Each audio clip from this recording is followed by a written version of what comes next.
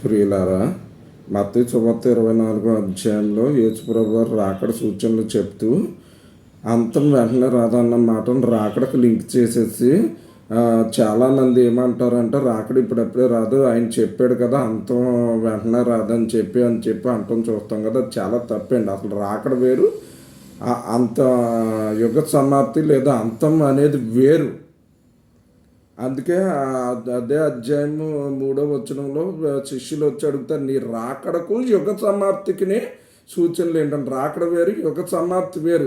యుగ సమాప్తి అంటే అంతం, అదేంటంటే నూతనమైన ఆకాశము, నూతన భూమి, కొత్త సృష్టి ఆగటమే ఈ యుగాంతం అని అంటారు అనమాట. అది ఎప్పుడు జరుగుతుంది అని చూస్తే కనుక యేసుప్రభు వారు ఈ రాకడలో వచ్చినప్పుడు అబద్ధ ప్రవక్తనే, క్రీస్తు విరోధిని, ఆ ముద్ర వేయించుకున్న వాళ్ళని ఆ నరకంలో పడవేసిన తర్వాత సాతానుని బంధించి 1000 సంవత్సరాలు లోకాన్ని పరిపాలిస్తారన్నమాట.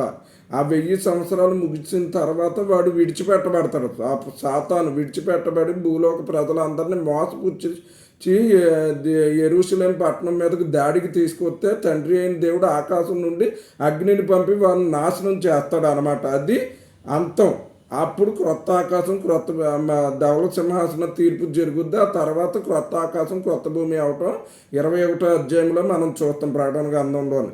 అదే పేతురు కూడా తన పత్రికలో 2వ పత్రిక 3వ అధ్యాయంలో చెప్పటం చూస్తాం అనమాట. అగ్ని కొరకు వేచి ఉన్నదని. అదే అంతం. ఆ యేసుప్రభు చెప్పిన అంతం ఏంటంటే అదే 1000 ఏండ్ల పరిపాలన తర్వాత ఏదైతే అగ్ని చేత సృష్టి నాశనం అవుద్దో అది అంతం.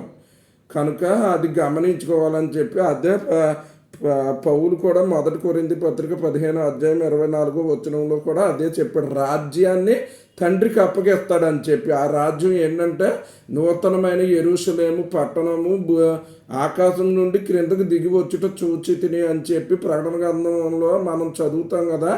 అదనమాట.